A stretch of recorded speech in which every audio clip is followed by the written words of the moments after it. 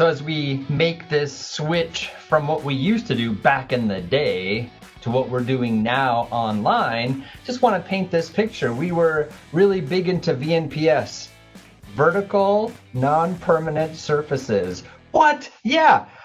Vertical non-permanent surfaces. If you walk by my class at any time, just about any time, what you would have seen is something like you see at the bottom there. Students at the board actively engaged in doing mathematics, and me running around the room, asking questions, pushing, shoving, encouraging, yelling, hoping that students would be making connections. We wanted student thinking to be public.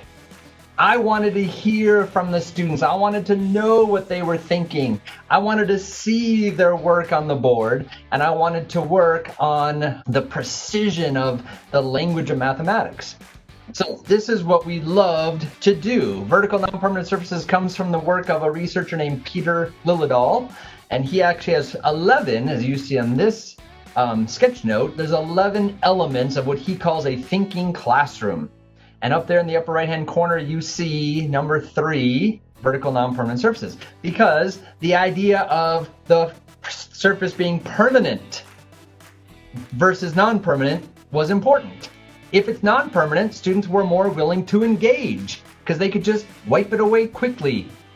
The fact that it was vertical, that they had to stand and be active and up and working together. So this was a big deal, and so we just kind of globbed onto this, even though we've been doing it for a while, to have some research to back what we do. So what I'm going to ask you now, I'm going to pause for a moment. I want you to focus on, and April, I think if you click it, it'll go to the shading. I want you to focus on these 5. What we did before the pandemic was number 1, 2, 3, 10, and 11. Well, we did them all, but I want to focus on 1, 2, 3, 10, and 11. And I'll put this back up in a minute, but I'm going to ask you all a question. I'll give you some time to think. And then I think we're in a small enough room where I will either wait for 7 seconds for a volunteer, or I will call on I'll either call on people I know really well, so I can trust that you won't hate me if I call on you, or I'll call on people I don't know at all because I don't know you, so I don't really care. So I have 2 questions for you. What do you notice and what do you wonder about this sketch note? What do you notice? What do you wonder? April, I'm going to give them like a 10 seconds of think time.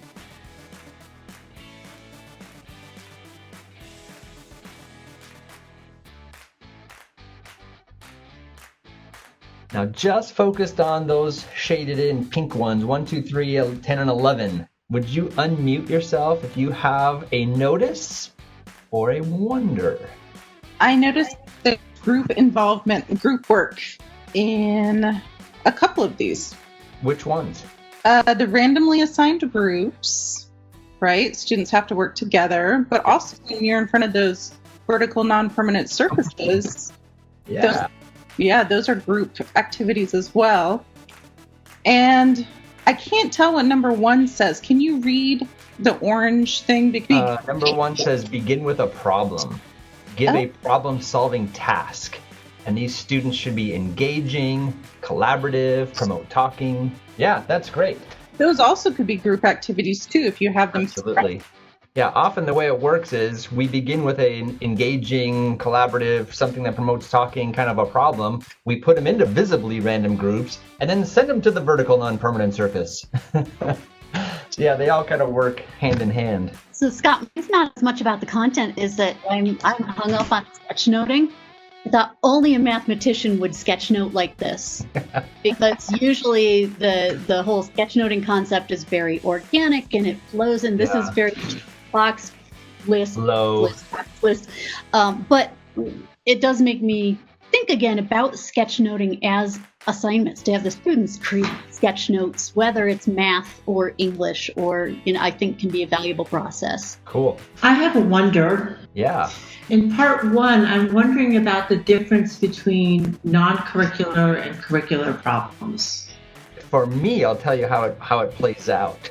Early on, when the semester starts, I want my students to, on day 1, in fact, about 17 seconds into the start of the class, I've got them at the boards with a partner doing something, but I often will do it with something non-mathematical so that they're on an equal footing. Nobody is like, I'm good at math and I'm not good at math. Those kind of images that I don't like my students to have, but they sometimes come with. And so there'll be a problem or a context for them to start talking about to establish those classroom norms about what it's going to be like. So that's how it plays out for me. April? Yeah, same thing. But I'm also thinking like the problems that non-curricular, that is, these are the problems that you probably wouldn't find in a mainstream textbook. Maybe something that isn't like the usual run-of-the-mill, one train go in one direction, the other train go in another direction, find when they're going to meet up kind of type of task that is in like every single book, like forever. So I think that's what Lilladal is really promoting here, is find those sort of novel problems that students really have to think about, that are connected to the real world, that are meaningful to them, and that you wouldn't find necessarily in a textbook. Could I have one more volunteer, please? I love that there is no sitting and just staring. Piece of those is an active doing. That is my favorite part about this, that they're either talking, they're either writing, they're either thinking, they're collaborating, they're always doing. Yeah. Okay, I'll be that guy. How do you apply this then to the WebEx classroom? I mean, if I'm in the classroom with 20 people in one room, I can put them in groups. That's fantastic. I've done that and it works and everybody's talking and everybody's happy. But I'm sitting with a screen with names and letters in a square like right now. Mr. Scott, how do you assign us into groups of 2 or 3 and get us in front of that NVPS XYZ thing? Well, we're going to share with you. This is the bridge. This is the middle sort of the presentation where we're going to go from. Okay. This is what we were doing. This was our image. In fact, let me just transition now. As we walked into this, say back in March, certainly in May, because we did this over the summer, and then now here we are in the fall, we looked at what we did and asked ourselves, how in the world are we going to do this in an online environment? Because it's so important for us that students are engaged, that they're active, that they're learning. It's so important for us because that's how they learn best, we think. Oh yeah, by the way, this is just a free advertisement. We've been hosting an Excellence in Mathematics conference here at Chandler Gilbert. I think this is our 4th one coming up. And this year it's going to be virtual, of course. But the author of the Building Thinking Classrooms, Peter Lilladal, will be visiting us virtually on March 6th. So we're excited about this. We offer this to our K-12 community as well as the Maricopa District. And it's been a fantastic opportunity to share good teaching and learning. So yeah, we looked at this thing and said, what in the world are we going to do? And so, in fact, April, go to the next slide. We're going to just pause for a minute to kind of bridge this and make this a little bit more active. We would like you to take a minute, and you probably have all been there, but let's do it together for a moment. Before the pandemic, did you ever get up in the morning after you kind of woke up and were aware of what was happening? If you're like me, it takes a minute. And you thought, oh, I'm going to school today. And at first you go, oh, I'm going to school today. Oh yeah, today's the day I'm doing What was it that you did prior to the pandemic that when you knew that was happening in your class today, you got excited? And then number 2, if it got you excited pre-pandemic, how can we do those things? Or I learned this as I struggled with this. It's not that I can do them. I can't physically have students at the vertical non-permanent surfaces. So how can I accomplish that same purpose in an online environment? So how can I do this in an online environment? And we're going to, again, have a moment to share. April, do you want to do this in the chat? We can do it in the chat, or people, since we're a small group, if people just want to unmute like they did before and chime in. Yeah, we're happy to hear some strategies for your ideas here. Cookie Day, you guys would really appreciate Cookie Day because I was sneaking in calculus. I actually brought cookies, and they get to continuously eat cookies, and they have to track what the change in their satisfaction level is with each cookie that they eat.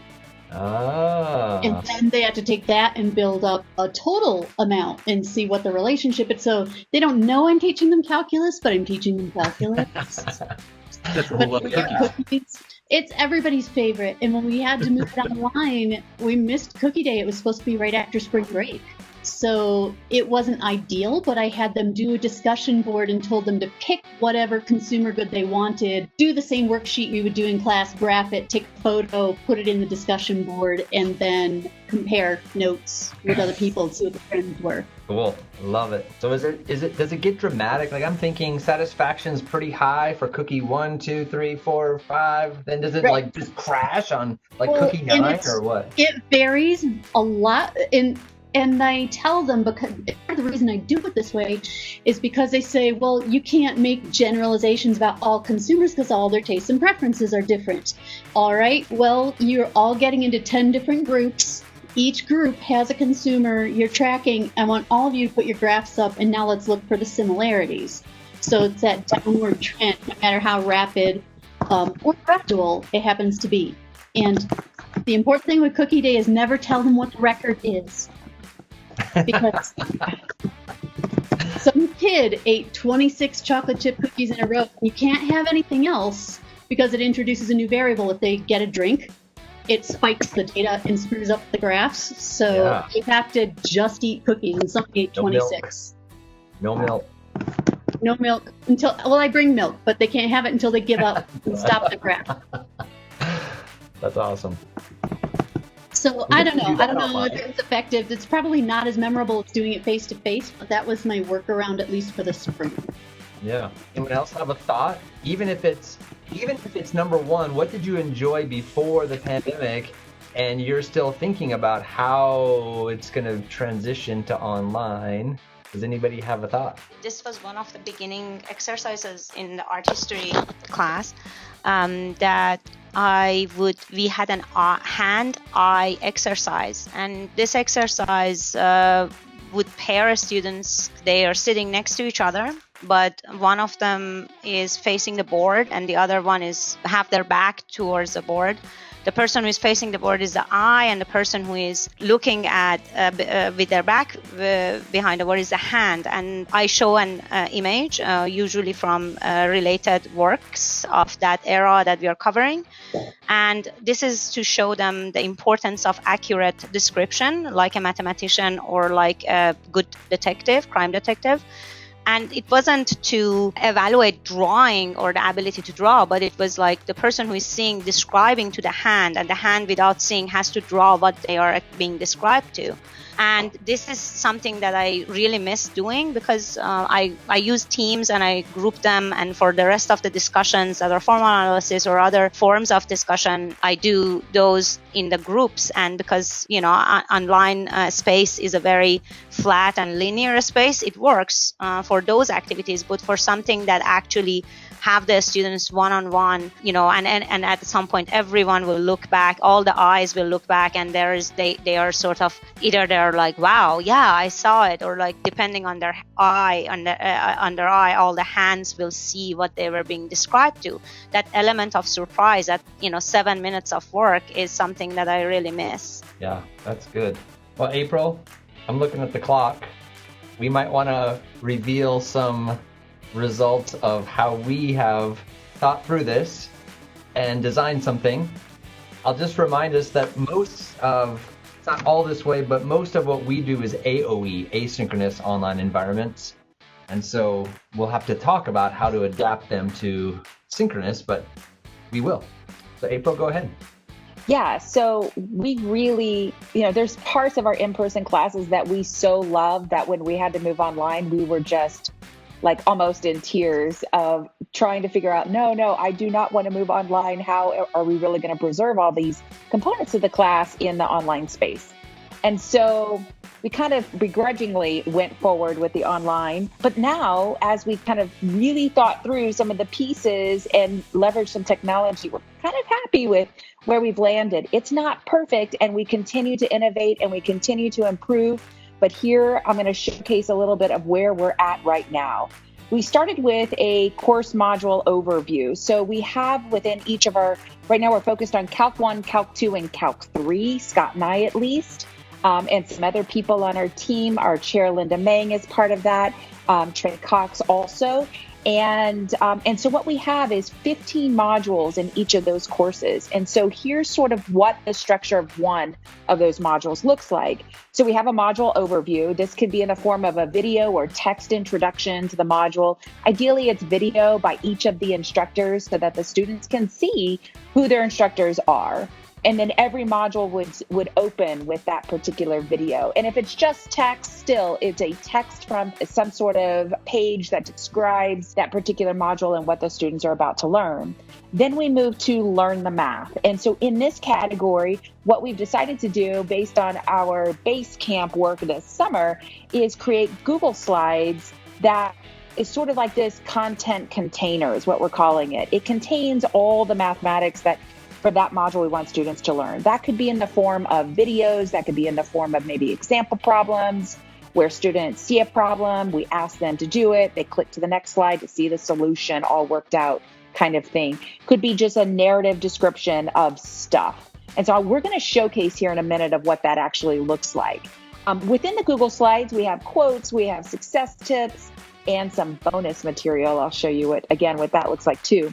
Within the Learn the Math, we then move to check your understanding. So a very low stakes kind of Canvas quiz type thing where students maybe just answer some problems. It's, multiple attempts, sort of your run of the mill type experience, handful of questions to sort of gauge their understanding. Then they move to learning tasks. And so this could involve some Desmos work. It can involve GeoGebra. These are dynamic and interactive type experiences with the students. And then your usual textbook homework, where students are assigned some problems out of the textbook and we have them write out their solutions and upload their work. We do not use any publisher created type materials. We just are opposed to that because we don't feel we have control over that content. We feel we are better positioned to create the content for our students without just leveraging some sort of prepackaged thing from the publisher. So we've made a choice there to avoid publisher created material and use our own, but we still use a textbook and we take the homework from that textbook. And then we have, some of us are doing study groups and some of us are doing group projects. Maybe some of us are doing a little of both. And so it was mentioned a few minutes ago, the question by Kelvin of how do you get students doing this vertical non-permanent surfaces stuff when you used to do that in person, but now you're asynchronous, or maybe you're teaching remotely by Zoom or by WebEx or whatever. So I'm going to show you something called Google Jamboard, just a quick showcase so you can see a little bit what that looks like. Group projects are conceptual activities. They might have them create a Google slide as their own content container. There is a sustainability project that students might do as a culminating project at the end of a semester. There's all kinds of different pieces, but every module has these 5 main components: an overview, learn the math, check your understanding, learning task, and some sort of group interaction project, so forth. I mentioned a little bit about the Google Slides as the content container.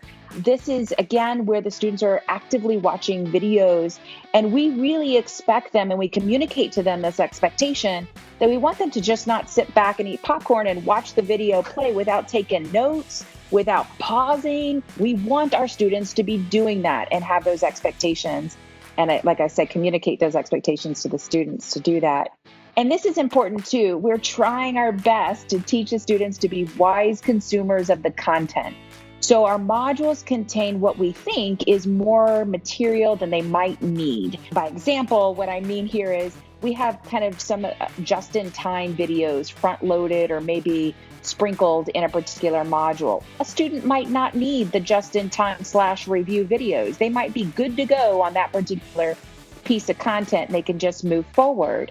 And so we really want them to have this experience that they can kind of choose. There's a core content that they need to go through for sure, because that's new to them. But there's also these extra pieces that they can decide, do I need that or do I not need that? So being wise consumers of the content is really an important skill that we're hoping our students are gaining while they're working through our courses. Of course, like many of us teaching by Canvas, there's discussion questions. Then I mentioned these jam sessions with Google Jamboard. This is our study group and group project kind of interaction, which I'll showcase in a second. And then we have interactive quizzes followed by solutions. So we might do a quiz in Canvas where their students are trying to do what they can do on their own with some mathematics. And then once they enter in their work, they can then move to a video solution of that quiz, of that content. And then, of course, I mentioned Desmos and GeoGebra activities.